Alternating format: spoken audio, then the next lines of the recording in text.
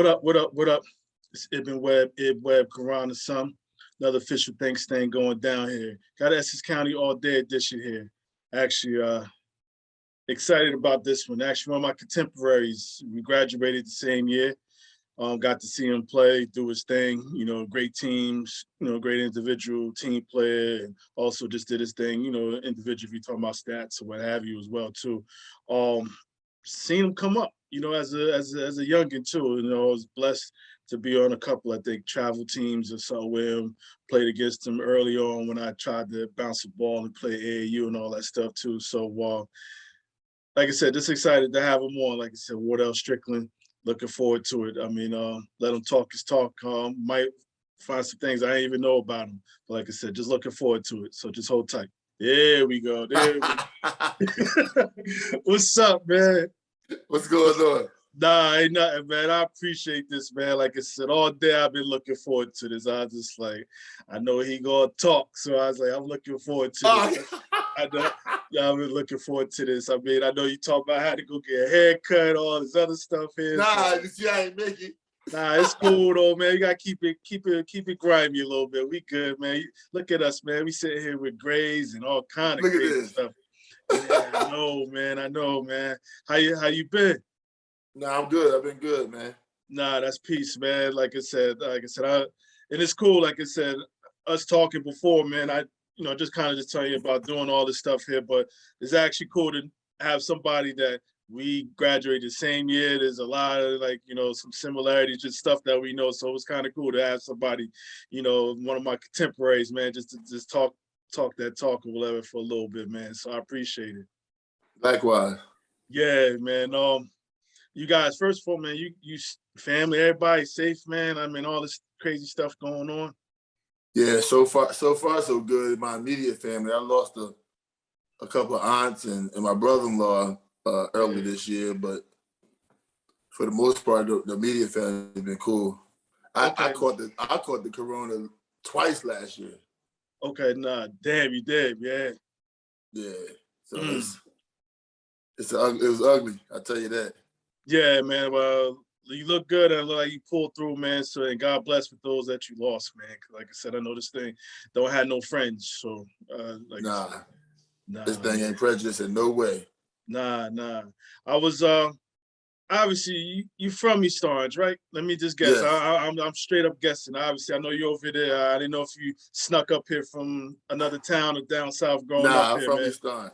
All right. No, again, I mean, for you, man, just growing up again, I know a little bit, but just how was it for you, man? Just growing up, man. How was life for you as a kid?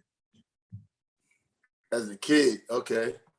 I'm the youngest of 8, so I'm the baby. I was the kid that just popped up out of nowhere. My brother next to me, older than me, is 8 years different. Wow. So yes, I came out of nowhere. I was surprised. Yeah.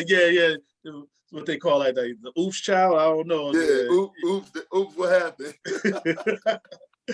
Yeah. Well, with that being said, though, man, but I mean, again, obviously, you had a lot of attention on you being a baby, and you probably had your brothers and siblings as being more like adult figures to you too. So you had extra parents.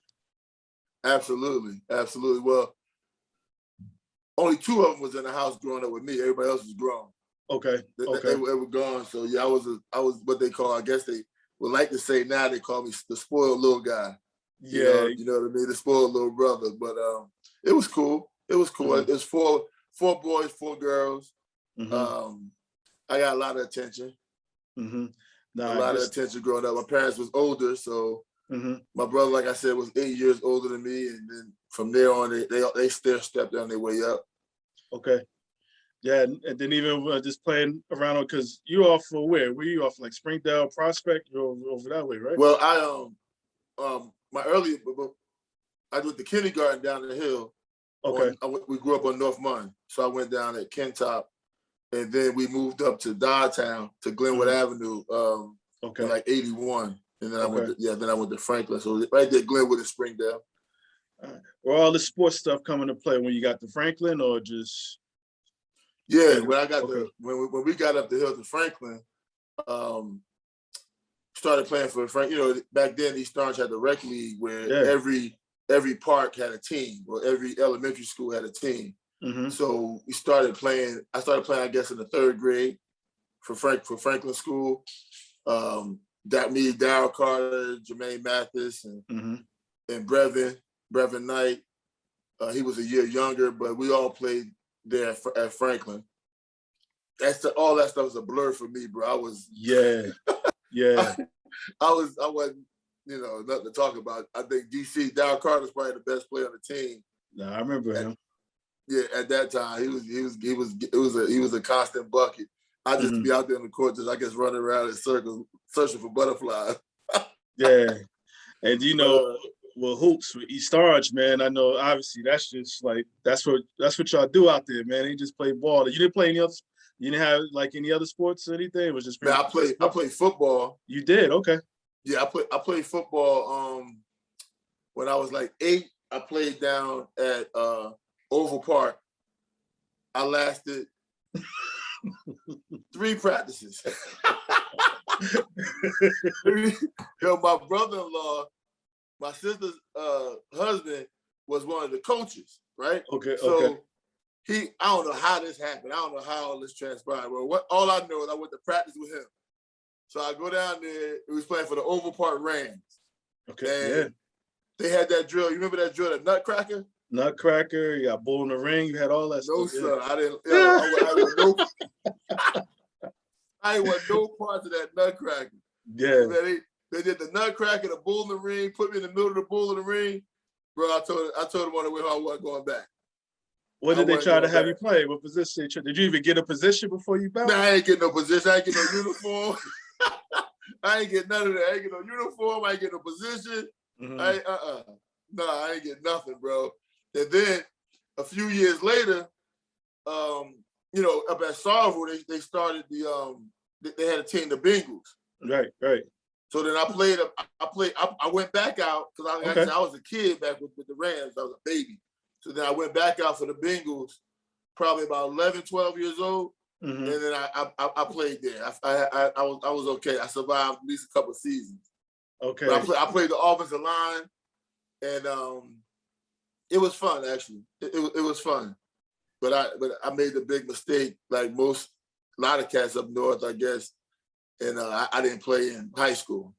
Yeah. But I should have known, the deal, knowing that I was only going to end up at 6'4".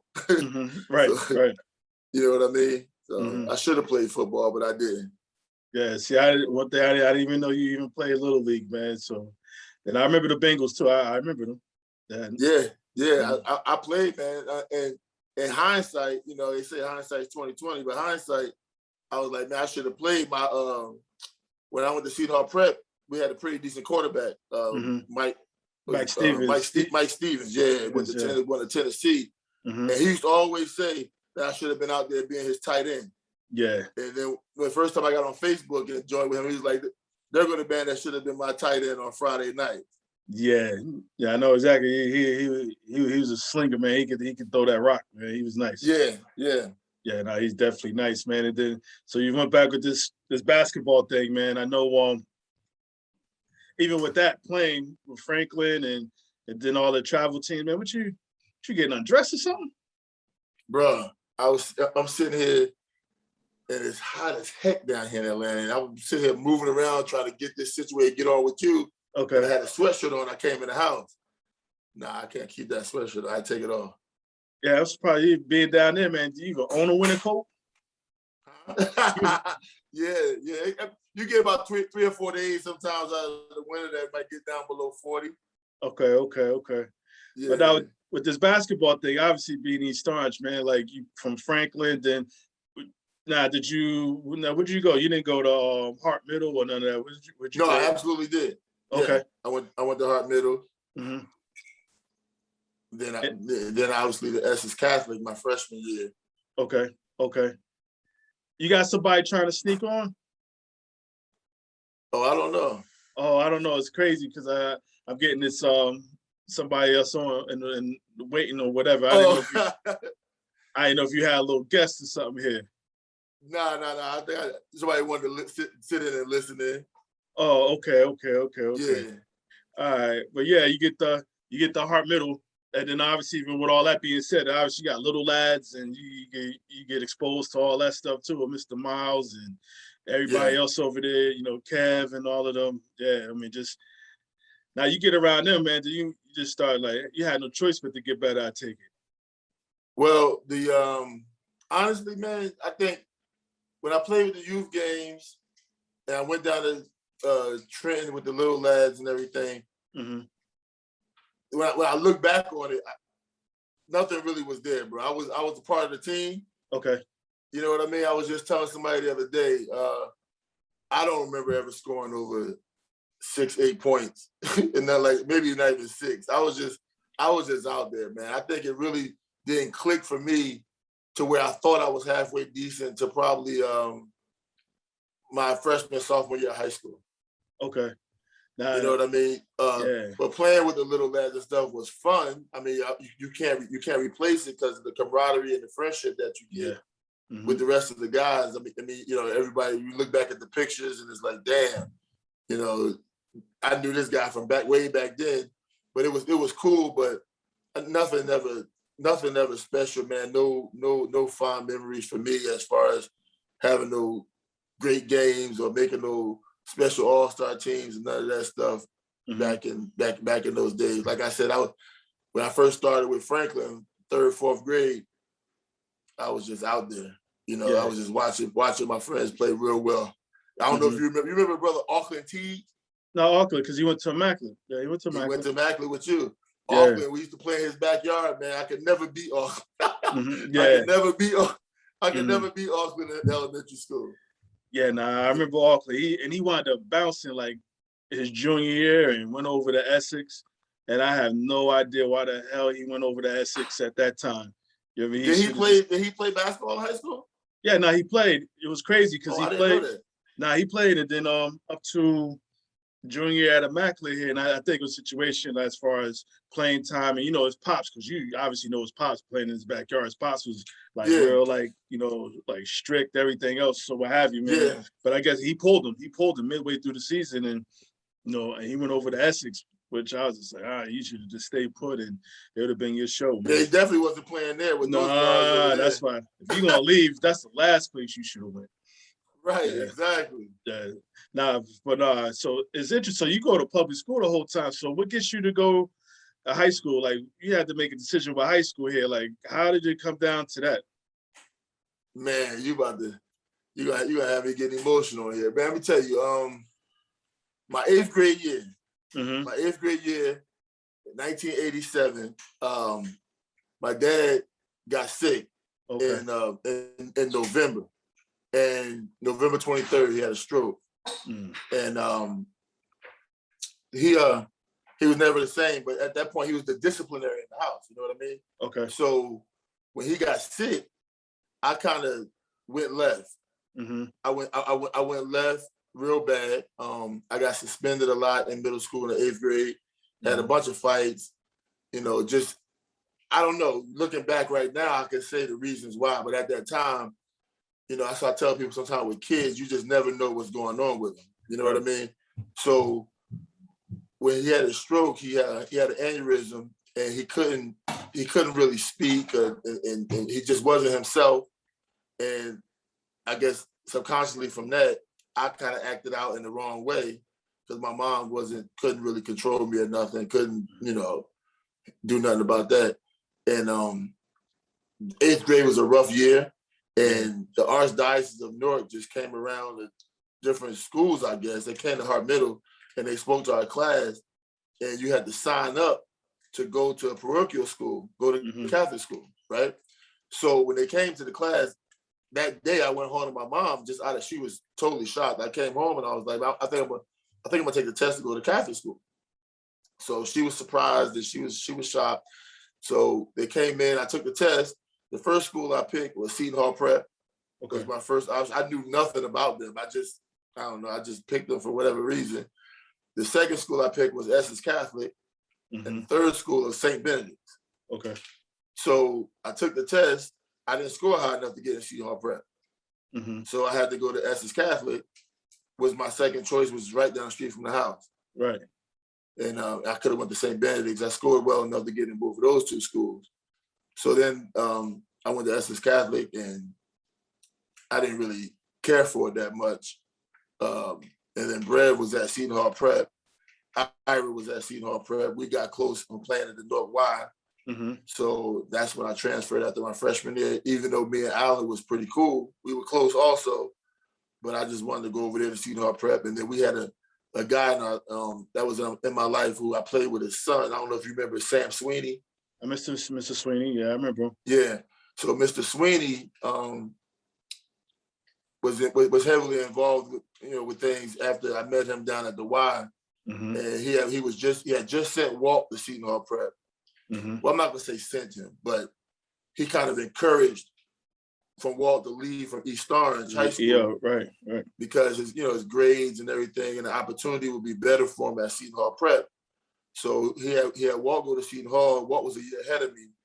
So the next year, he made a deal with me. He said, "Hey, you know what? If you go to Seton Hall Prep, I'll cover the difference from Essex Catholic to Seton Hall Prep." Okay. So I said, I mean, obviously I can't pass that up. It was a pretty big difference between the two schools' tuition. So I asked my mom, and she was like, "Yeah, if that's what you want to do." So that's how I ended up at Seton Hall Prep. Interesting, because I didn't know. So obviously, even before taking the test, Scott wasn't even a consideration or a thought. No. Okay. No, I knew if I'd have went to Scott, I wouldn't have finished high school. Okay. Yeah. You know what I'm saying? And where I was at, like I said, in the 8th grade, if I'd have went to Scott with Wu and them, with Darryl Carter and them, I wouldn't have finished high school. I just don't think I don't think I would have. Not the route that I was going. Yeah. So it would have been just too much for me to handle at that time, honestly. And it's crazy. No, I said it's crazy for you to have that foresight even back then, just knowing that. I mean, that to tell your mom like, "Hey, I'm gonna take this test and see what's what." Yeah, and everybody, nobody in my family ever went to Catholic school, so everybody, they were all just shocked, Yeah. But I knew what was going on that year. That 1 year, my 8th grade year, was a little different. You know what I mean? So I don't know. The guy came in there and talked to us. I was like, "Hell, I'm gonna give it a shot."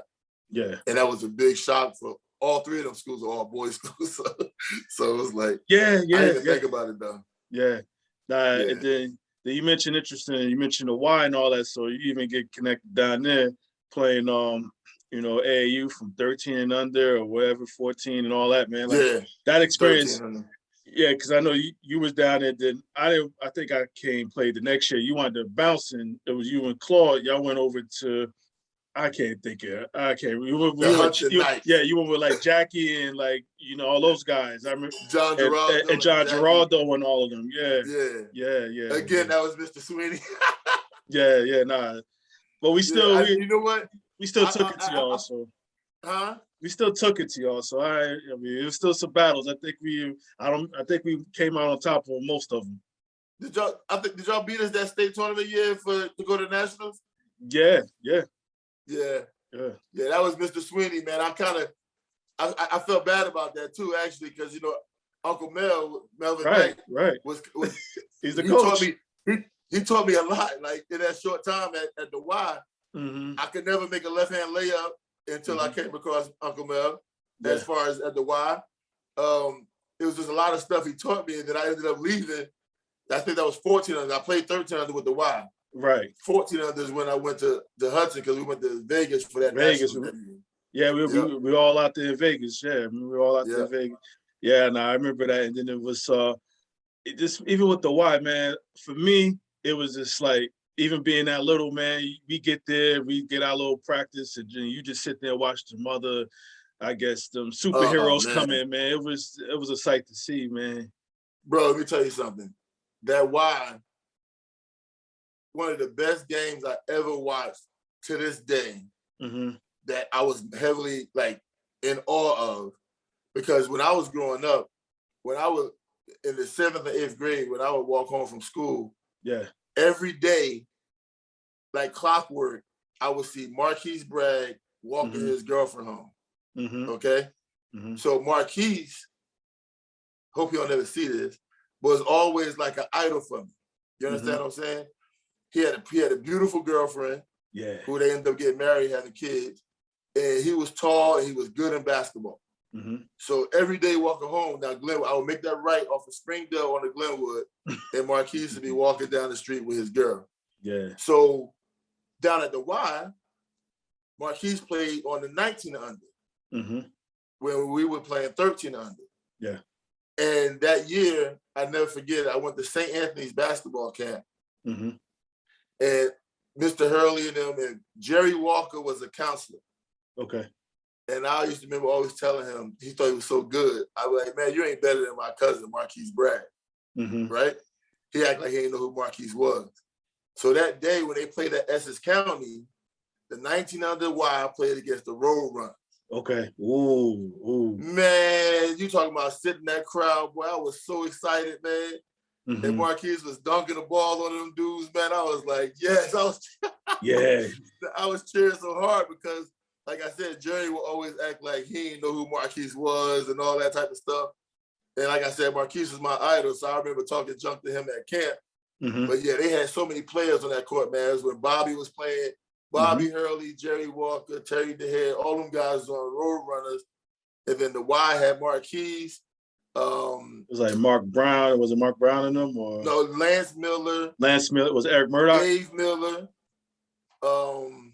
Reggie Collins. Okay, for Shabazz, Yeah, Donnell Lumpkin from New Brunswick. I mean, all those guys was there. I even think Lee Mullins was on that team, I think.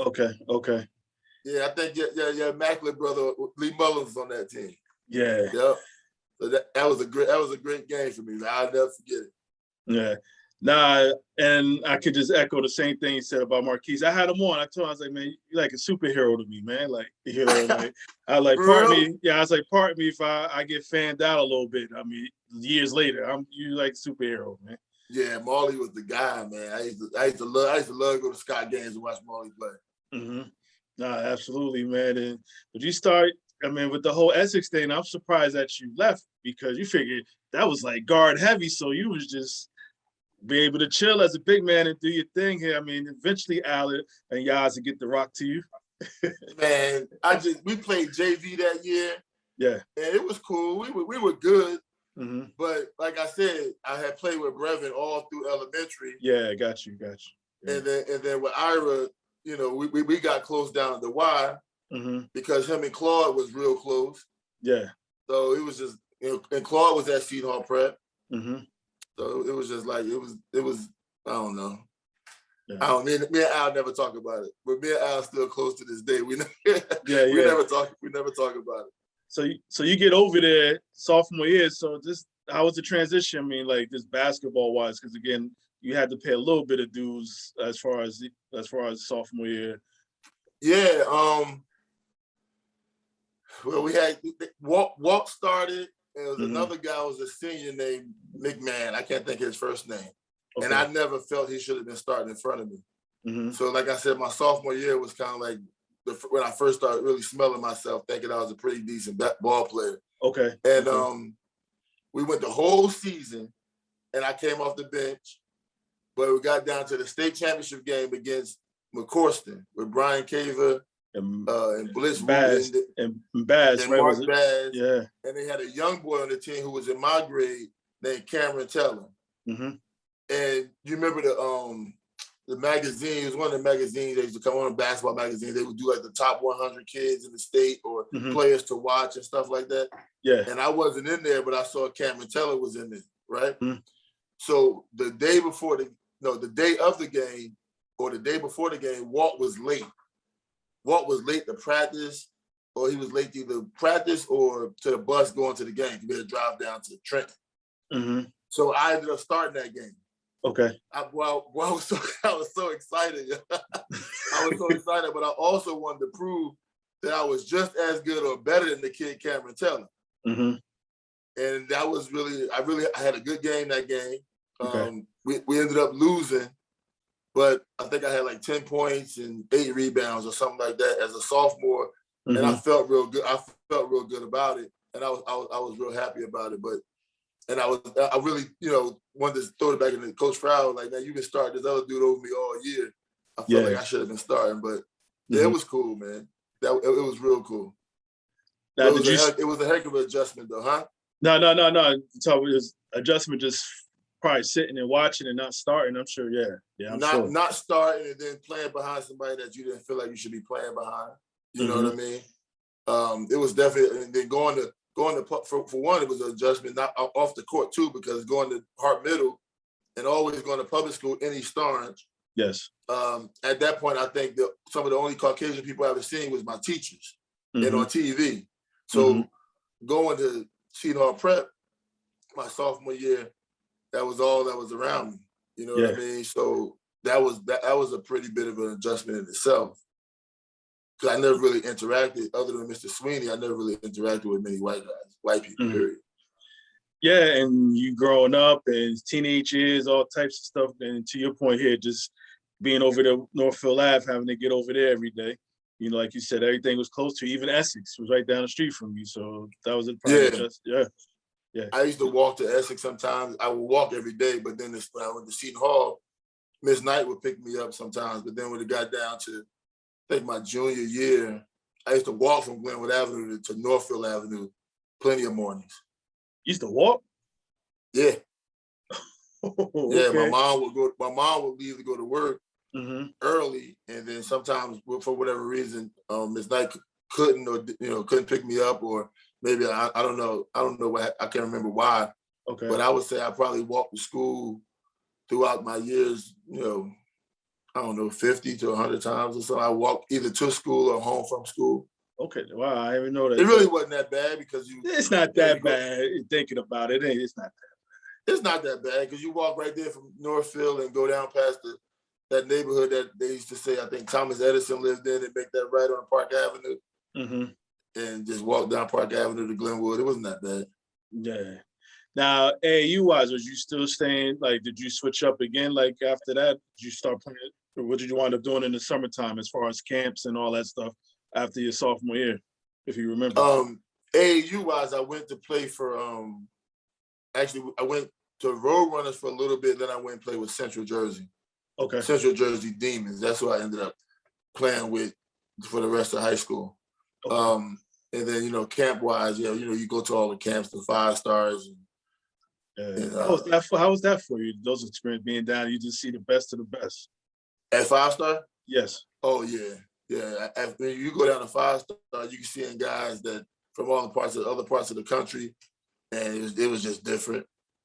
All the good guys was the counselors. I remember, I think Chris Webber and Jimmy King was the counselor before. Then you got the guys out of New York. Yeah, so it was real interesting because there's so many guys there. And you just, you coming in thinking you are just as good as everybody else. And sometimes you get shown real quick that you're not. But yeah, it was cool. It was real fun. Some great memories. Yeah. How was you as far as behind the scenes, man? Like, just obviously those experiences, AAU camp and all that, but just working on your game, man, how important did you take it back then? Just like, behind the scenes. Just to play what we played in Sarville. Okay. Playground ball.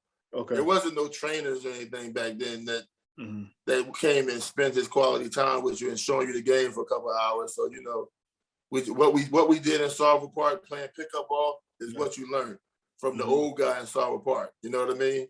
The guy who was real good a few years ago and just put the beer down on the bench and came out and played with you. Came out and played with you. Oh yeah. So there wasn't no training or nothing for me, at least. I don't know, some other guys might have a different story, that because my dad wasn't, like I said, my dad got sick, but then even before that, he wasn't into sports. Okay. He was just into going to work. He drove trucks. He just went to work and came home and just was a family guy, so I didn't really have anybody to guide me through that process at all, so it was what it was. Now, that junior year, get y'all going that magical run, man.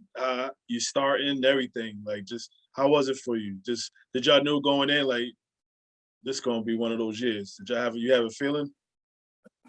No.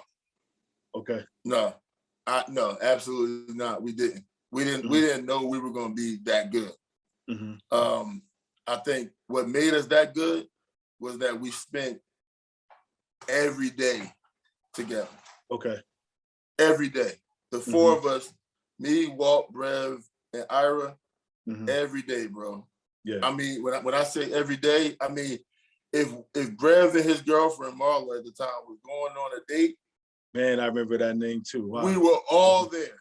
You understand what I'm saying? Yeah. Marla, we go on a date with Brevin, Walt, Ira, and Wardell. So everybody's going on a date together. You know what I'm saying? Like we were all there, man. And when Ira and Stacy would go somewhere, we were all there. Yeah. Every last one of us. Ira go to Stacy's house.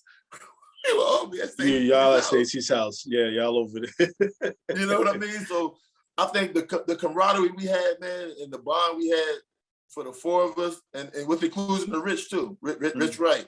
He didn't play as much, but the bond that we had, like I said, we spent so much time together off the court. Okay. That on the court was just like second nature, you know. And then the system we ran with Coach Farrell, I think we just all played our parts. You know what I mean? We played our roles. Everybody did what they did best, and it all came together. Nobody, I mean, like I was telling somebody the other day that we beat everybody. We beat everybody by double figures in the state. That was worth playing. That was anything to talk about. I think we started off at like number 12 in the state. Okay. And then we finished number 2.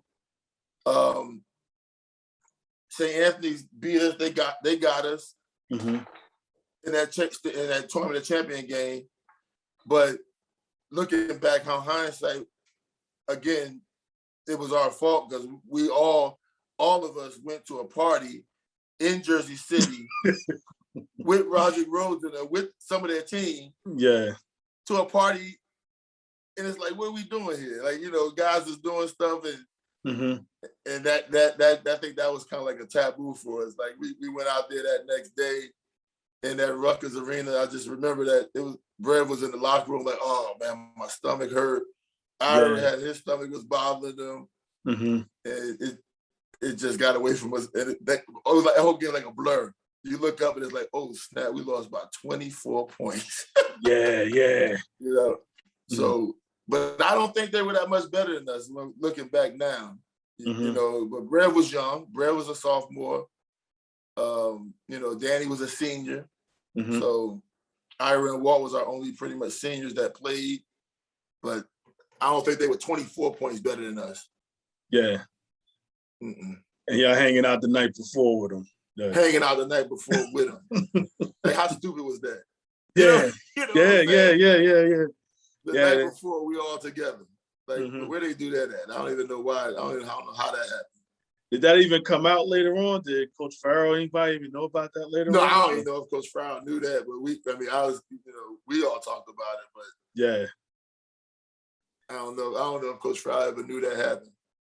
And it's crazy you said like y'all pretty much had double-digit wins that whole time, man. And everybody. And you think about the county too. Like that's the county tournament. You know, that's like the thing for us is to do that county. Yeah. Darryl Carter and Keith and them was talking so much smack before that game. Bro, we go out on the court to tip off or jump off. Okay. Yeah.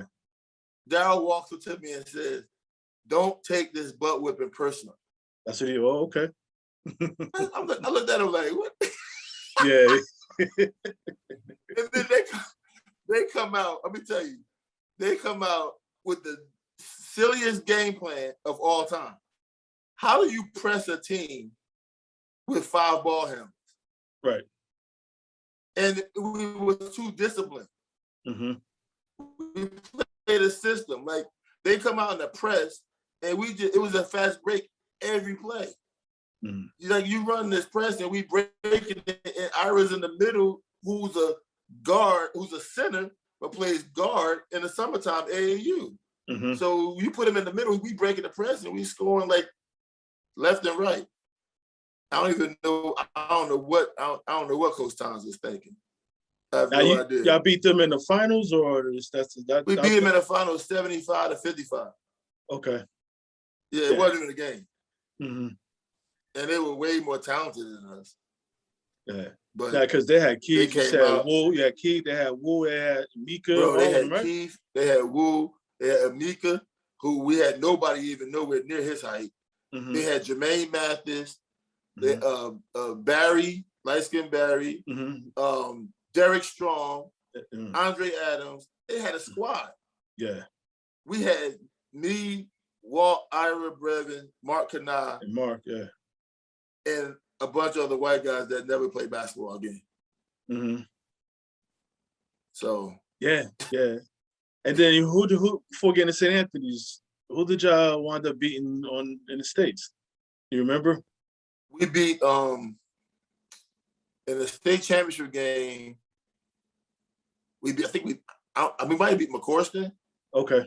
And then I think we beat McCorston with Mark Bass. That was his senior year. Then the first game of the TLC, we beat North Tech. Well, they had Tariq. And then we beat North Tech with Tariq and Tim Williams. Mm-hmm. And then we beat Elizabeth, who nobody thought we were going to beat. Me and Rob, we talked about that not too long ago. Rob was like, man, they was preparing for the game in the championship game against Elizabeth. Okay. And we went out there and beat them by 15 points. They had Lawrence Thomas and I remember him. Yeah, I remember him. Laquan Davis and you mean Laquan Harris? Laquan Harris. I'm sorry. Laquan Harris. Yeah. Isaac Morgan. Mm-hmm. There was another guy, Davis, that I was pretty good friends with him too. He played AAU with me. I can't think of his name though. He was another kid that was like 6'5". Okay. And then we went out and beat them by double figure. We beat them by 15. So then we faced the Giants, the St. Anthony boys. Yeah, and like you said, to play them again, obviously there's not that big of a difference as far as No, it wouldn't be that big of a difference. Mm-hmm. I don't think so. The Ira Walt leave, man, and it's your turn, man. You the senior, you and Mark. I mean, obviously you got Brev there, you're younger, man. Like obviously coming off that year, man, it's just kind of like, all right, what we do, where we go from here? Yeah, we again, we never thought. I didn't think we were gonna have the kind of year we had. Mm-hmm. Obviously playing in the Iron Hills Conference. I mean, that was a piece of cake, but it was the outside games. We lost in the counties to Irvington. Yeah, that's when they got going. Yeah. Yeah, we lost to them in the counties. I had a sprained ankle that game. I never forget it. Remember those big old air casts used to put on? That try to fit in the high top, barely could fit in there. Exactly. Yeah, we lost to them. And then in the States, we still went on a good run, and we beat St. Joe's Metuchen in the finals. Mm-hmm. Then we went on to the TSC. We beat Ewan the first round. And then the second round of the TSC, we lost to Maris. To your boys, your AAU boys. Bro, let me tell you how we lose to them now. So God bless him, he passed away now. But Roscoe Harris, they were beating us the whole game. We come back, we were up. Actually, we were up 3. Mm-hmm. We were up 3. Roscoe comes down and shoots a double clutch bank shot from like 2 steps in front of half court, and it goes in. And we go into overtime, then they beat us. Yeah. That was the worst game ever, bro. Because we knew if we would have got to the finals, we would have beat Shawnee if we got to the finals. Yeah, because they had the Earl boys and they had the big boy too. I can't think of his name. He went to Florida State. I can't. Yeah, think of his name. The big 6'9" white boy. Yeah. And we would have beat them. Brad would have had his way, I believe, and the slow foot wouldn't have been able to guard. We would have beat them. Yeah, but all this go ahead. Maris, huh? They said they beat them. Yeah, they beat Maris that year. Because it's crazy. Like with that tournament champions, I think it's only like 4 or 5 public schools that's ever won it. They were one of them. And then obviously being at Seton Hall and academics and all this stuff, man, are you thinking about college? Are you thinking about what's your next step? Or are you just in the moment, like I'm winning these games, I'll figure the rest out later? Everybody else was going to college. Yeah, that's what I'm saying. I mean, everybody around you, yeah. Yeah, everybody else was going to college. So yeah, of course it was a thought, but man, I just never took anything as that serious back then. You know what I mean? Okay. Like I said, I never really worked on my game. I never did. I just played. Okay. I just played. But yeah, the college process came along, and you start getting recruited and things like that. But I wasn't. How can I say? I guess I wasn't really focused enough. Okay. At that young age. But I ended up going up to New Hampshire for a little while. Was it Keene State you was at, right? Yeah. Okay. I mean, not, bro. I think I lasted a year. Okay. Culture shock. It was different. You know what Okay. I mean? I thought that going to school with not many people that looked like me, right, in high school was fine, but I didn't realize I didn't live with those people. Yeah. You know what I mean? Good point. When I got home from school, I was in my neighborhood, So it was different going all the way out there to New Hampshire and having to be there. You know what I mean? I didn't really have a social life at all. And then I had a good year basketball-wise. I was newcomer of the year in the conference and everything, but after the end of the season was the deal breaker when I went to a frat party. Okay. And me and Matt Stone, you know Matt Stone? I heard that name. He played that brother. We were roommates. Okay. And we went to a frat party and hanging out in there in one of the houses in the basement where the party is. And I'm talking to a girl who played on the soccer team. Okay. And we talking and we leave the party. We don't make it too far. We go to the backyard and she decides that, she want to do her thing or whatever. Right. She performed oral sex. And I go back inside the mat. I'm like, all right, bro, I'm about to go back to the room. And I go to the room. I go to sleep. Matt comes in and wake me up. He gets there. I go back to sleep. Then there's a bang on the door. Okay. I open the door and there's two cops. And I'm like, what's going on? And then they come in, they tell me how there was a claim, a report made that I raped the girl. So I'm like, I don't even know. I'm like shocked. Like, what are you talking about? I didn't have sex with nobody. How did I rape her? So I called my mom, put her on speakerphone, and we sat there and talked. The cop asked a few questions, and so I was nervous as hell, obviously. Yeah. And then the cop left the room, and he went back to the girl who made the claim, and he said he got her away from her teammates, and she had a twin sister, and he talked to her by herself, and explained to her, the act was what she was, claiming that I did or whatever, how serious it was, and then she came clean and told the truth. Okay. So that stuck with me, obviously, to this day. Yeah. That, if he didn't take that extra step, you know what I mean? If he didn't, I don't know who this dude is. I always say I need to go back up there and find him or whatever. But if he didn't take that extra step to go ask her extra questions, he could have just came in and just locked me up. You know what I mean? He could have just came, huh? No, I'm listening. No, I'm just agreeing with you. I'm agreeing with you. He could have just came in and, put cuffs on me and took me down. And I probably wouldn't even be here on this thing with you now, years later. I don't know, how that would have worked, being up there in New Hampshire, 1% Black, so. was extremely grateful for that. But that was my straw when I decided the next morning I went to the coach's office and told him I was leaving. Now, I get it, Wardell. I mean, I was in the next state over. I was in Maine. I went to MCI for a year, so I get the whole kind of just being away and stuff happening, man. Similar to what you said, man. I appreciate you even sharing that, man. Like I said, that's crazy. And then again, this leaves a certain feeling like, yo, let me be up out of here.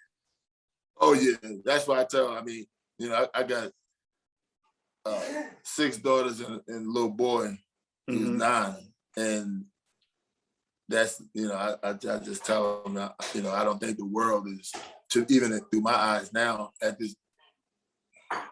this point, even through my eyes now, I don't think it's ready for interracial relationships. Yeah. So that situation happened. Do you go back to, you go to another school, or what do you do from there? No, I went home, and Jose Remembers was coaching at Montclair State.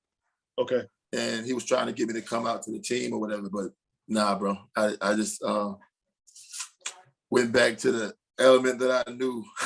Yeah. You know what I mean? And I just started hanging out with some different people. I always had 2 sets of friends. I had basketball friends, and I had guys that wasn't getting up in the morning to go to school friends. Right.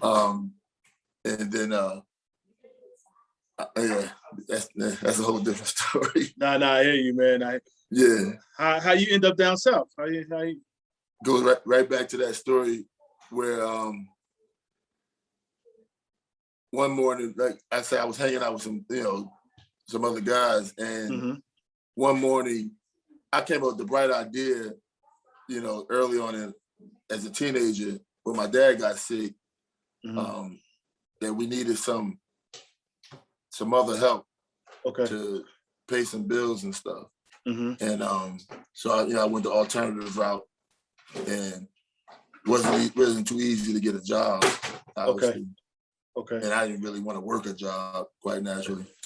But I started trying to do some different things to earn a couple dollars.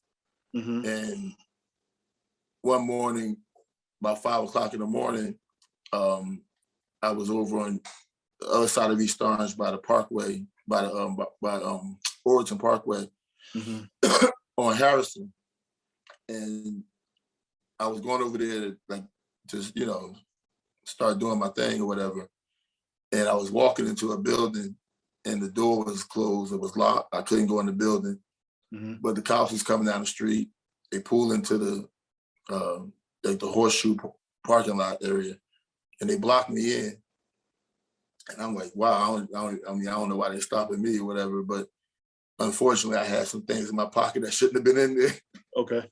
So yeah, I got arrested, and I went to court that Friday morning, and the judge gave me a year probation.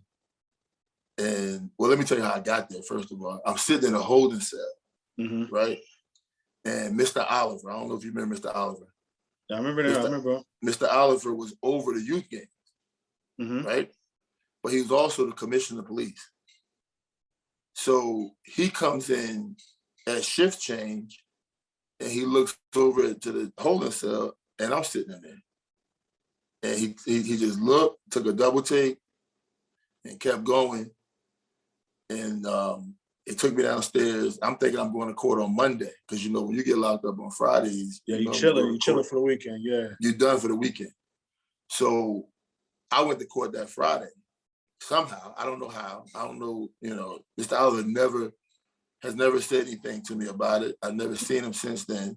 I got arrested, like I said, about 6 o'clock in the morning, and then I go to court at 9 o'clock in the morning.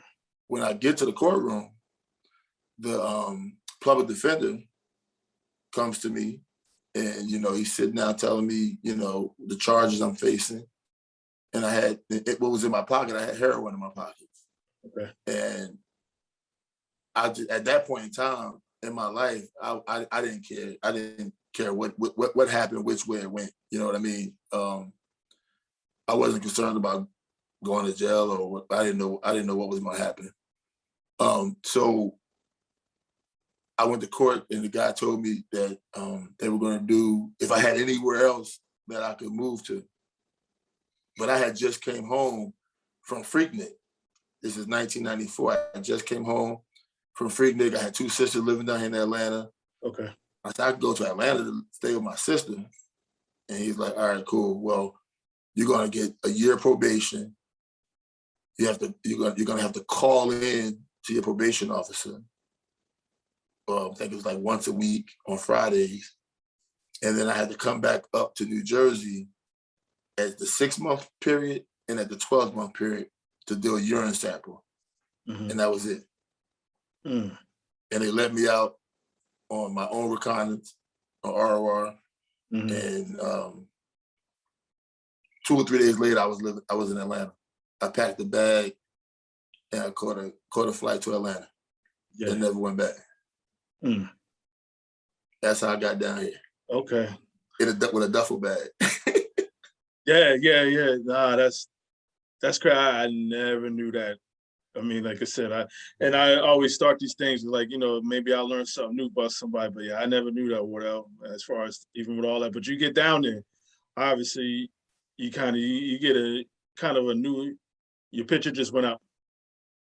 Yeah, I don't know why, but no, you good now. Yeah, so you go down, you get a new lease on life, kind of like you get like a pass to kind of straighten this out, man. So you get down to your sister's crib and staying with them. Like, how are you figuring all this out? I mean, again, what's your mindset back then? Like, I got to do right, or you get back in the game, or what we doing? No, I mean, my sister there with church going folks, and her husband worked at a construction job. They put up like fences and stuff like that. Okay. So I got a job there as a laborer, and was working there, getting some overtime, and then I ended up, moving out and getting my own. Actually, oh my goodness! Actually, me and Dennis Leonard moved in together. D-Rock. Oh, D-Rock was down there. Okay. Yeah. D-Rock came down, and we got, we became roommates and got an apartment. Yeah. So then I worked that job for a little while, and then my sister came to me and she was like, "Man, you keep working this manual labor job." She was like, "You might be a little too smart to keep working a manual labor job." So I started look back then. They had the Sunday newspaper, and I looked at the newspaper, and I came across selling cars. And they said you could make $100,000 in 1 year. I was like, "Hell, that's what I need to be doing." Yeah. I was 21 years old. I had no kids. I was like, "Shoot, let me go try this out." And I went to a job that just opened up, and I got hired. And from that point on, that's what I was doing for years. Yeah, now that I did hear that you were in the car business. I did hear that. It worked out real well, man. That was one of the best advice a family member ever gave me. Yeah. Yeah. I went there, started selling cars, and then climbed up in the ranks, and it worked out. And even with all that said, man, I know you done switched careers, or at least added something back on. You got back in the sports life, the sports game here. What we doing now? Oh yeah. I sold cars from 96 to 08, but the whole time, and you know what, I don't know if this thing's gonna go dead, bro. I'm on the charger, but I don't know what to do. By that time, I'm still going to high school games, man. They had good sports down here in Atlanta. Okay. I was going to football games, I was going to basketball games on a regular, and I got attached to a couple of high schools down here that was going to more than some of the others. Then I started coaching AAU basketball. Okay.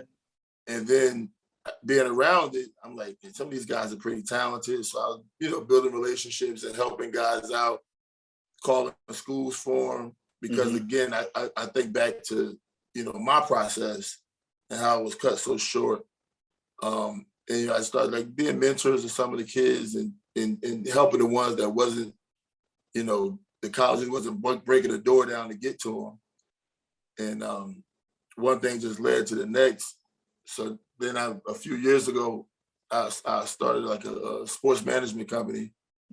And basically what I do is I go out and I, build relationships with kids. A lot of the kids I already have relationships with and their families.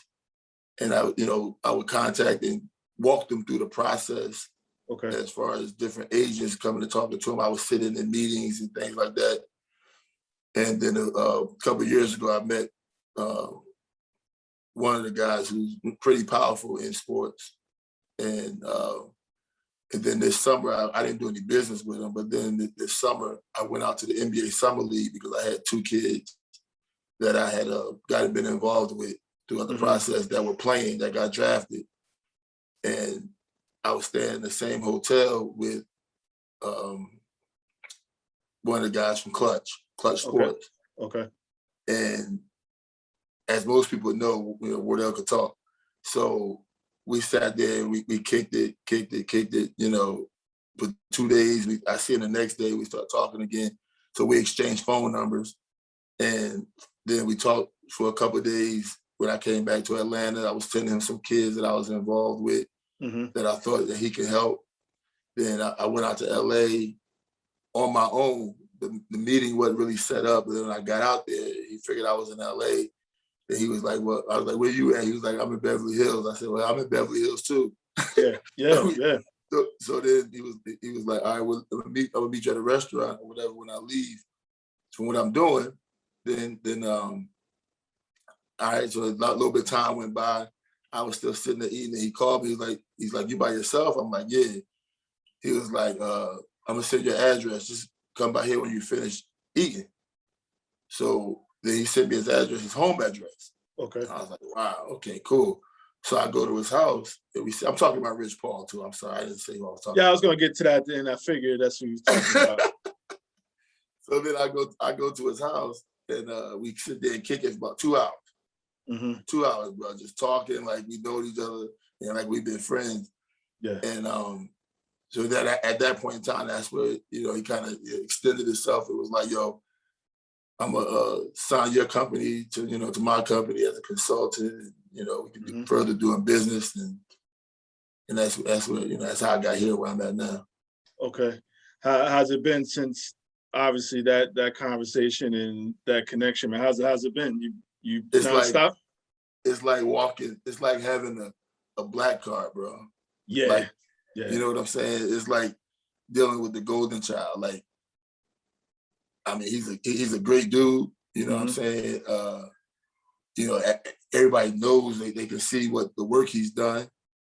So when you go to families now, when I go to families now, it's the process is that much easier. Okay. You know what I'm saying? So, I'm like, I'm representing somebody that has done a great job in what he does. And, basically one of the most powerful guys, definitely in the agency business as a black man. Yes. You know what I'm saying? And I mean, the body of work kind of speaks for itself. You know what I mean? So it's been awesome, actually. Yeah. Now, any sports, or are you just staying with basketball, or does it make a difference? Basketball and football. Okay. Basketball and football, yeah.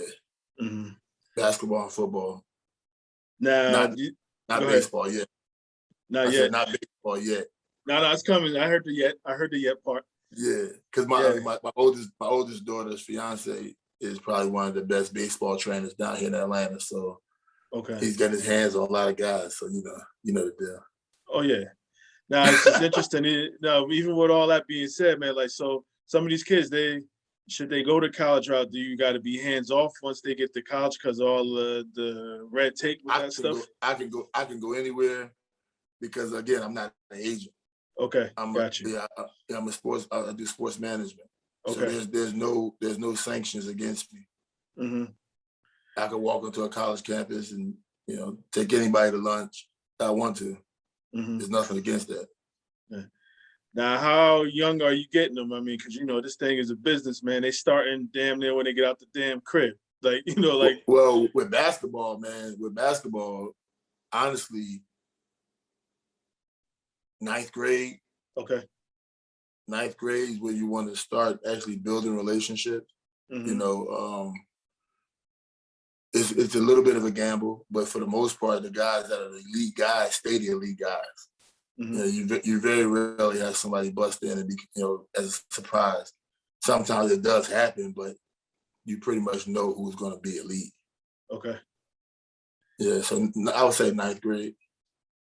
Nah, because you figure now, man, it's just like with basketball, the game of basketball, man, especially at the high school level, man. Like, what's your take on it, man? I know some people were doing when we were playing, but now you got the 3 or 4 different high schools and the reclassifying. Like, what's your thoughts on all that stuff here? Again, I think we got to evolve, so that's kind of my position on that. We don't want to get left behind. You know what I mean? So I know some people frown on it, but you still got to evolve somehow, some way. Yeah. Actually, I wish I did it. Mm-hmm. I wish I reclassed. Mm-hmm. And you know what I'm saying? I graduated high school. I had just turned 17 November of my senior year. Mm-hmm. So I went off to college and, I was just, like I said, just turned 17 years old.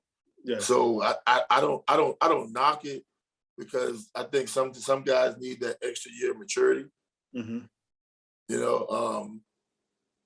Basketball wise, sports wise, it helps. I mean, they've been doing it throughout the country at different various places for years. Yeah. I look back now, I'm 46 years old, graduated the same year as Jason Kidd. Mm-hmm. Jason Kidd, I think, is 48. Yeah, go figure, right. You know what I'm saying? So it's like, where's the advantage in that? For him, it's a heavy advantage. You know what I mean? So I don't think I think it's a good thing for some people. Now some people get out of hand with it. They keep their kid back twice, the double reclass, and by that time, either your kid got it or you don't got it. You know what I mean? Like it's like, you gotta let them go on and do their thing.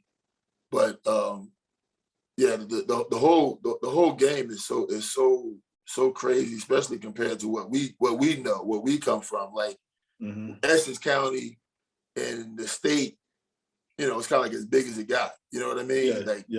St. Anthony's was traveling, playing national, a national schedule. Yeah.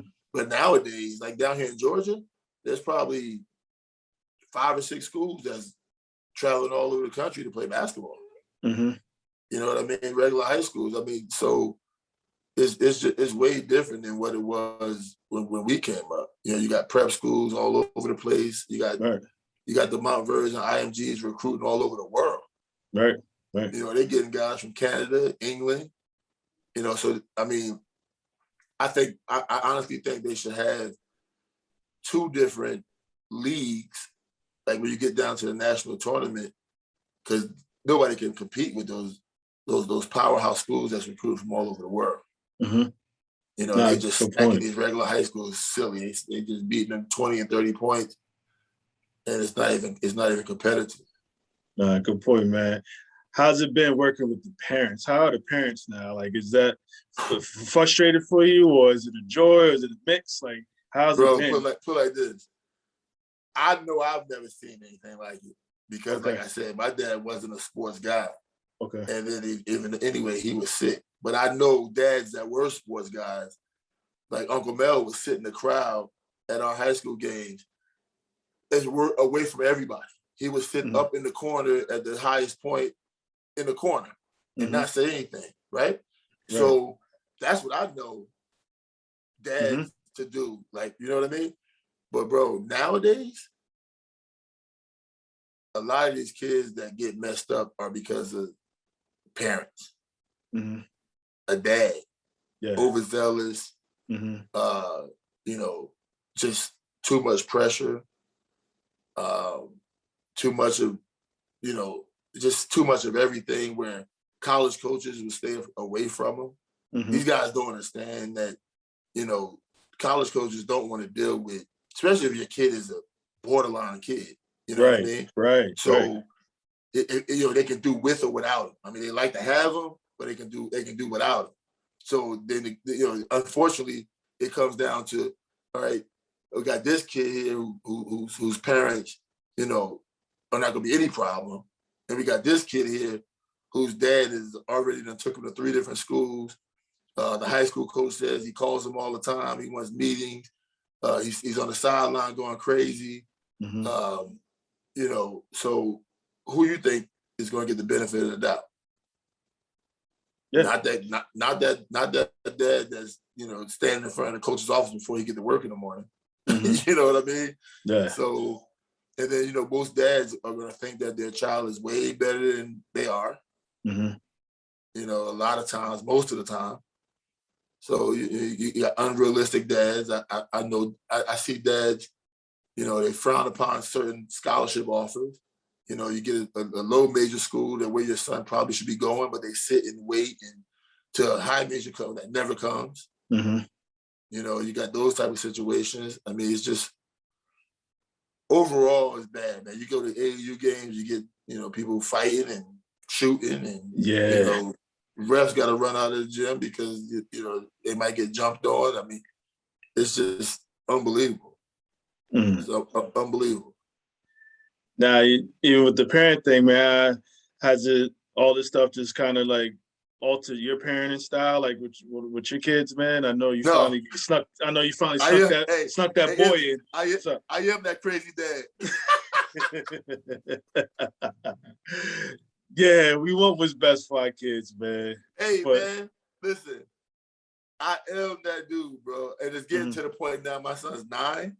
It's getting to the point now where probably 10 or 11, I'm gonna have to make decisions. Say, yo, I can't train him no more because we won't have that much of a relationship because you overdo it sometimes. But the problem with me and my son is that he's so crazy that he don't know when I'm overdoing it. You know what I'm saying? Like he just accepts it. Okay. And he just goes and goes and goes and goes, bro. So, and even sometimes where I be like, damn, like even with the push-ups and things like that when he was young, bro, the dude was doing 100 push-ups like it was nothing at 6 or 7 years old. Yeah. You know what I mean? But, and I would call myself just kind of like brainwashing him because I didn't want him to be afraid of hard work. You know what I'm saying? Right. So we would run hills, we run stadiums. And now, even to this day, I mean, he'll do it. I get a little bit of kickback sometimes, but he's just, he's so freaking different. I don't even know how to even say it. Like, nothing like I ever was. You know what I mean? But, you know, I just think a lot of that dude, he thinks that's what's going to make, you know, me happy. You know what I mean? So he goes overboard. Like I said, he's 9 years old, and he can play pretty good. Yeah, I'm assuming it's basketball that he's playing. Yeah, all we've ever done is boxing and basketball. Okay. Yeah. Nah, good stuff. And before I forget to ask, I'm gonna forget. What's the name of your sports management company? Family Sports Management. Okay, yeah. I just wanted to make sure. Family with an I. Family with an I at the end? Yeah. Okay. What happened to that Seton Hall High School diploma, man? Y'all forgot how to spell? No, you stupid. Nah, I was messing with you. Family with a Y was taken. I had to figure it out some kind of way. Nah, absolutely. Yeah. With all the sports stuff and just life, man, like with sports, man, what has it taught you that's like stuck with you to this day? Through sports? Yes, what has sports taught you, if anything? A lot, man. I mean, shoot, a lot. Perseverance, you know, being persistent. You know, you got to be consistent, persistent, and disciplined. You know what I mean? Some of the people I came across throughout life, everything pretty much goes back to sports, man. Camaraderie, friendship, all real, you know, it's going to sound real crazy to say, but a lot of the important things in life as you become an adult relate back to sports. Yeah. Maybe even more so than anything past the 8th grade. Yeah. You know what I mean? You know, past the 8th grade, everything was really just mumbo jumbo. I mean, who the hell cares what that chemistry thing is talking about? I'm not trying to be a chemist. You know what I mean? Who cares what 3.14 and pi, what that means? Like, who's talking about that? You know what I mean? Mm-hmm. What life lesson that geometry class really give you? Who cares about those formulas? I mean, I know I'm just saying this. I'm not saying I'm against education, Mm-hmm. but for me, I'm just talking about for me in my personal life and what I chose to go on and do in life. I have to attribute most things to whatever success I've ever had in life to sports. No, absolutely, man. And it's no, to your point, definitely no knock on academic stuff. But even with that, man, that's a whole nother topic. That whole curriculums need to be shut down and revamped anyway, man. To your point, Come on, like, man. what applies to your life, man? I agree 1,000%. Yeah. What job you apply for? They ask you for the FOIL formula. Yeah. You know what I mean? Mm-hmm. So it's, but there's some things out there, obviously, that, when you get higher education that do to help, the masses of America who go on into those professions. Mm-hmm. So I mean, I guess it does matter for some people, but my individual answer is going to be, life lessons and stuff come from, a lot of stuff related to sports. Mm-hmm. Yeah, no, especially being around it, man, like our whole lives, so what have you, man. I got you, man. So I would just fire away with some questions, man, before I'll let you sneak off. Man, like I said, this has been cool. Like I said, just to chop it up with you, man. So man, I'm gonna have some fun with you before we slide out of here. That works for you? Cool. Yeah. Back at the crib, man. What we doing? If you're in the whip, man, we going to Turnpike or the Parkway? Turnpike or Parkway? Turnpike. Turnpike, okay. You East Orange guy over there, so we'll be Dodge Street or Springdale Ave? As far as what? Just in general, just a preference. Just a preference. Dodge Street for me. Dodge Street had McDonald's on it. I was just about to say that. I was about to say, I'm sure you probably can't, you probably be living on your own and making millions if you counted every time you don't went to McDonald's over there. Yeah, that's definitely a staple. That's definitely a staple. When they had the 99-cent Big Mac. Big Macs, yeah. Back then, obviously, we get fish fillet with the foam container, blue foam joints. Yeah. Yeah. Nah. And I know you like to have a good time, man. So Club 88 or Peppermint? I wasn't really around that much for 88, so I'm gonna go Peppermint. Go Peppermint. All right, we're gonna resolve this right here, Wardell, between you and I here, man. Who has some fun here? Who's the victim of the most big head jokes? You or me? Me. if my eyes serve me right, I think you got something on your head now, like a hat or something. Yeah, I got the hat on. Yeah, I got the hat. I don't wear those things. Yeah. Yeah, no, I still get it, especially them younger pictures, like woo. Yeah. I never was a hat guy, bro. Yeah, nah, I take the hats again. It's not to cover it up. I just wear hats, man. I just wear. Yeah, hats. I could have, the fitted hats, bro. I had a hard time finding me with a fit. I think I was like a 7 3/4, man. Like oh, you didn't touch an 8? No, I think I was 7 3/4. Okay, yeah, nah. So I might beat you here. It is an 8. It is an 8. Oh wow! I come clean. It is an 8. Yeah, it is an 8. Oh, you got me there. Yeah. I come clean, man. What's best game you ever played in your life? I mean, did anything stick out? Like, I got busy this game, or whether it was points or just in general, this was probably the best. Bergen Catholic in a state tournament in my senior year. Okay. I ain't missed a shot. You didn't miss a shot? I went 16 for 16 from the field, and a few foul shots. I finished with 30-something points, yeah. Okay. Bergen Catholic. Yeah. Best team you ever been on? I think you answered this earlier, but yeah, definitely the 91 Senior Prep team for me, yeah. Mm-hmm. Coach Farrell, excuse me. What does he mean to you? Best coach in high school basketball in New Jersey. Best. He need to get that Hall of Fame nod, right? That's what's next. That's what he's the second winningest coach, and he did it with, he did it with some decent guys. Nothing like the talent Mr. Hurley had at St. Anthony's. Yeah, he can flat out coach. Yeah, his system. I mean, we ran that flex. We ran everything. Yeah, I think he's a bright. Standing on the sidelines, talent for talent, he beats Mr. Hurley every time. Mm-hmm. Now, your all-time top 5 Seton Hall prep starting lineup. Who would it be? Not including myself. That's up to you. That's up to you. Brevin. Okay. I don't know which one of the Gibbs boys I'm gonna put there. I guess I'm gonna put Temple. Okay. Temple Gibbs. I don't know, bro. Hold on a second. Nah, Brevin and Brandon. Okay. Brevin, Brandon, Marcus Toniel, Ira, and Brandon Costin.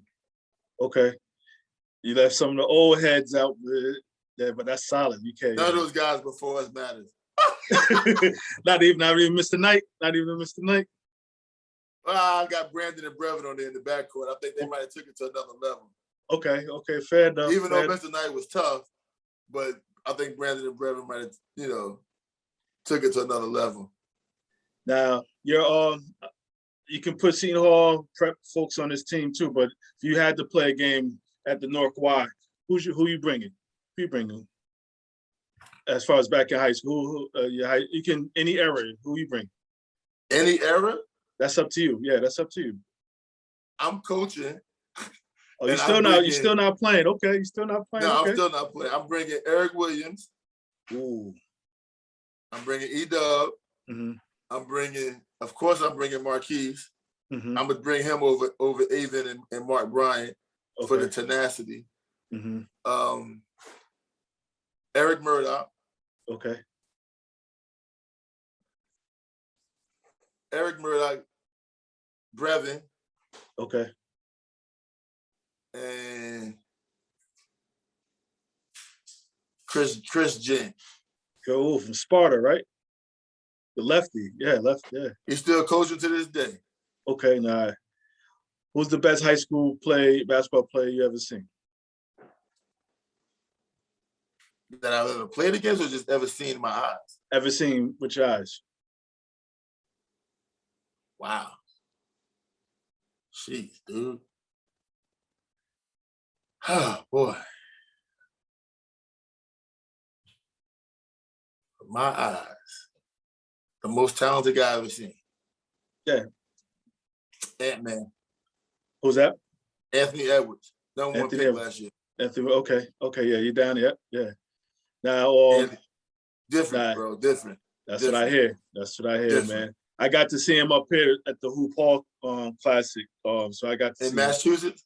Yeah, I got to see. Yeah, I got to see. Oh, you're in Massachusetts? I'm in Connecticut. I'm in Hartford, so I'm about 20 minutes from Springfield. So yeah. Oh, I'll be up there in January, bro. All right, I didn't see the schedule. I don't know if it came out yet or not, but you coming up to the Hoop Hall? Yeah. Okay. Camden is playing against the school out of here in Atlanta, Milton, who went to the Dicks last year. So Milton has probably one of the best backcourts in the country, and they're playing against Camden with DeJuan Wagner. With his son, yeah. It's gonna be interesting. All right, so we got a date. Absolutely. Oh, yeah, I'll be there for all the days, but that's part of the job. Because I done caught everybody up there. Like I done caught Joe Jordan up there with St. Pat's or Patrick School. I done caught up with him up there. I done connected with O up there when Sharif was playing up there. Yeah. So I done caught up with a couple of people up there. Nah, that's a bet, man. What up? Somebody who should have made it, whether it's the pros or college, what have you. Somebody that just should have made it. Should have made it, didn't make it. Yeah. However you want any era. Somebody you came up with, or just in general, like just somebody like for whatever reason they didn't make it, whether it's to the pros or whether it's to college, what have you, or they got caught up or whatever the situation is. Somebody who should have made it. St. Anthony's had a kid, not a kid. He's older than me. I know exactly who you about to say. No, you don't. Can I say the name and say if I'm right? Last name start with a J? Yeah, Chris Jordan. That's right. Yeah. Chris Jordan would have been the best player on that team when they won a national title in '89 if he could just keep it together. Yeah. Chris Jordan. Yeah, he played at the Y. He played at the Y. Yep. Yeah, no, I know 6'7", exactly. 6'8" with retarded bounce. Yeah, Just do. Oh man, yeah, Chris Jordan. yeah. Now, for yourself here, let's set the record straight. I know we was joking over the phone, but I know you dead ass serious. Like with this whole all county thing here. You know what I mean? You got the Cleons and the Rob Palmers. Even when he was a sophomore, like some people had some No, Rob. questions. Yeah, Rob was a sophomore. Yeah, he was a sophomore. Yeah, as far as again, some folks is just like, hey, y'all don't should Strick be on there or not? But again, you said it best. Hey, leading scorer, state Hey, champion. listen, Cleon at Orange, they might have won 4 or 5 games that year. I don't even know what they won. Nah, they made it. They lost to the States. Okay. They made it Well, to Rutgers. They made it to Rutgers and lost. Right? Essex Catholic. Let me tell you something. And I've always told Al this, and I told Rob Palmer this. I've guarded always the best forward on every team in high school. Yeah. Every game. Right? Right. I've guarded when people thought Wally Dixon was super tough. I guarded him. I guarded everybody. Yeah. Rob Palmer gave me the toughest time in high school of anybody. Yeah. So I'm not going to say anything against that brother because he was a sophomore and he played his behind off against us. But I'm gonna still say there ain't no way possible that I think I should have made it my junior year, like I told you on the phone. Yeah. You know what I'm saying? We were with second. I was the second leading scorer. We were the number 2 team in the state. I don't understand how that happens, but my senior year, I averaged 19.2 points. How does that? We won the states. Yeah. How does anybody think that anything other than that should have been the case? Like, no, there's no way possible. 19 points, and I don't remember the rebounds. Maybe 8 or 9 rebounds, 7, 8. I don't care what the rebounds was, but nah, no way. That's a solid 5, man. It was you, Brev, Al, and them Irvington boys. It was like Donald and Ken. That's a mean 5. Yeah, Kenya Capers was tough. Donald was the leader on that team, and Al was who Al is. Yeah, so, that's a mean 5. That's a mean 5. Yeah. I don't know. Nah, I can't give Cleon that one. No sir. Yeah. Now, just even with your life, man, what's probably not the best, probably, but like 3 of the best moments of your life up to this point, man? We got a whole lot more living to do, but up to this point, what's 3 of the best moments of your life? They ain't got to be sports related, just in general. Oh man. Well, for one, I mean, I got 7 kids altogether. I got 3 biological kids, so I mean, the 3 best moments. Yeah. You know, I have to go there. I might have to stretch that out to 5. Okay. You know what I'm saying? Yeah. All right, nah. 3 right there. That says it all, man. That says it all. What's the best part about being Wardell Strickland? The best part? That's the best part about being you, man.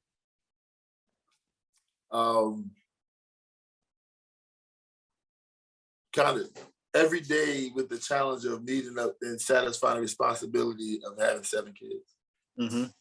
Yeah. You know what I mean?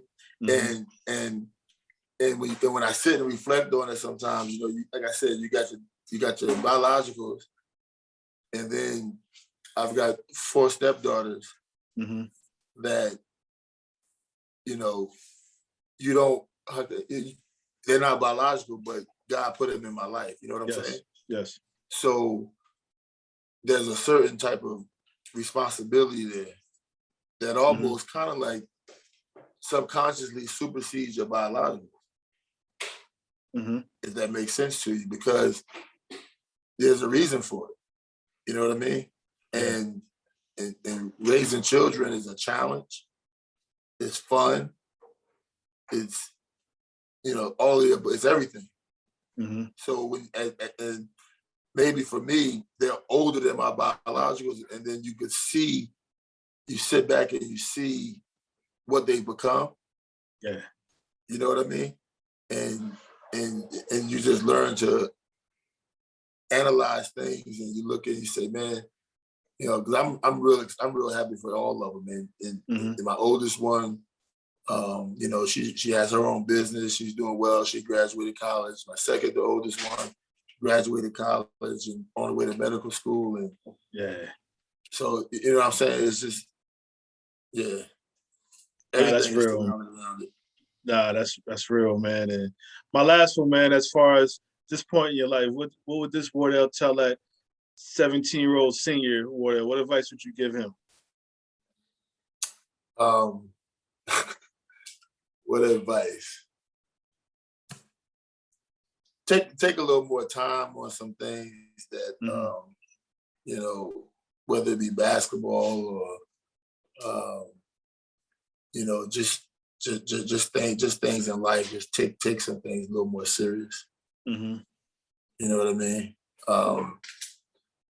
Again, like I said, when my dad pretty much went down and you know really couldn't be a father. Yeah. You know what I'm saying? I think that's one thing in life that I wish I could reverse. Mm-hmm. So anything surrounded around that is if I could go back and change anything, that's what I would change. Yeah. Because I don't know what Wardell would be doing or what he would have done throughout the years had that not happened, you know? Mm-hmm. Yeah. Nah, that's solid, man. And now what I say this, man, like I said, obviously knowing you, I don't know, 10, 11, 12 years old, 30, whatever the heck it was, man. But just even hearing stuff today, I never even knew about you, man.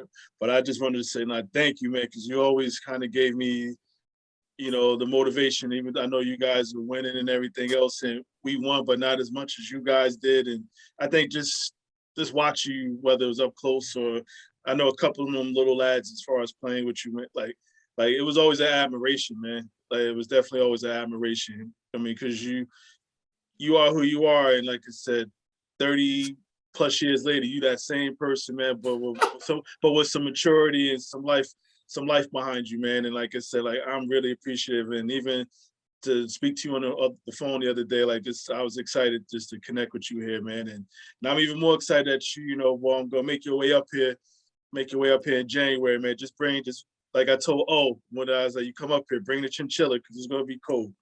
You know what I mean? Y'all Southern boys now. Bring it up here. But I say all that to say thank you, man. Like just throughout our lives, man. Like you being like officially you somehow made Ib or helped Ib be officially Ib, man. Thank you so much, man, just for who you are, man, and just your candor and everything. I appreciate this a lot. Like I said, I was really excited all day just to get to this here, man. So I appreciate you taking time out. Yeah, I'm glad I had to follow up behind just watching that one with Hatari. I'll tell you that. Oh, yeah. And then we even get to like you just think about all the people like just like we've come encounter with like the history and like things folks have been through. Like you said before, like you as a kid, we don't recognize that till later. Like, damn, we was around some history, man. We was around some history. Right. Yeah. That's for real. Yeah, man. And I'm looking forward to like what's next to come. I mean, it sounds like the sportsmanship thing about to just take even further off, man. Like it's going pretty good. Yeah, nah, I'm a fan. You got a fan in me, man. So like I said, just sit from afar and watch all this, man. And again, let's shape and mold some lives, man. Sound like that's what you about to do. And absolutely, you know, every day. That's what's important. Like, the only thing that matters is these kids. Yes. And I waited forever to have one. I got a 7-year-old. I got a daughter. So like I said, I waited forever to have one. So like I said, I get everything you said. Yeah, I mix it up a little bit, man. I'm firm but fair, and I can get extremely soft as dads do with girls. So yeah, you know, I have my moments with all of that, man. So it's definitely been a joy, and I'm looking forward to whatever else she's gonna do with herself. Yeah, that's good. Yeah, but definitely, man. Good. Looking forward to it, man. Like I said, even before then, man, we find a reason to chop it up, what have you, man. Like let's do so, man. Like I said, I do this for a whole lot of reasons, man. One of them too, obviously, is to reconnect, but I think also too just things I don't know about it, and also somebody watching this might be like, damn, you know, I was that dude, I was that girl. Let me get my butt up. My life ain't over with. Let me sort this out here. Let me Right. get to it. You know what I mean? That's the other reason too for whoever may see this or watch this. Like, you know what? Let me get up. Like, you know, Wardell been through some stuff. This person been through. Let me get my butt up, man. This life Let ain't me over. tell you something, because let me tell you something. And all three of my brothers can tell you this. And I mean, my brothers, I'm talking about basketball, I'm talking about Walt, Ira, and Brevin. You know, we to this day we got a group chat. Yeah. You know what I'm saying? And some days are rougher than others, obviously, for everybody. Yes. You know what I Yes. mean? Yes. And to this day, in 2021, guys I was on the court with in 1991, we still lean on each other. You know what I'm saying? So yeah, you just never know. You never know. You know what I'm saying? And out of all of us, Walt was probably the worst student, but Walt got the most prestigious job out of everybody. You know what I mean? So you just never know what's going on, what's going to happen, what God got planned for you. You're right, man. Let's just stay the course, man, and like let's see what happens, man. I'm looking forward to what's to come on your end, dog. I definitely am, man. And let's stay in touch. All right, likewise, bro. All right, we'll talk. Take care. All right, peace. Bye. Good stuff. Good stuff. Man, this is cool catching up with Wardell here. Like I said, known him for a long time, and just to reconnect, like I just mentioned to him, you know, one of the reasons why I do this, and like I said, I appreciate him, just his honesty and everything too, man. That's who he is. He hasn't changed one bit, like I said, besides just more growth and evolution here, man. So I'm just looking forward to what's next to come, man, in that book called Life that he's writing, man. So that being said, I put my hand over my heart. That means I feel you. Yeah.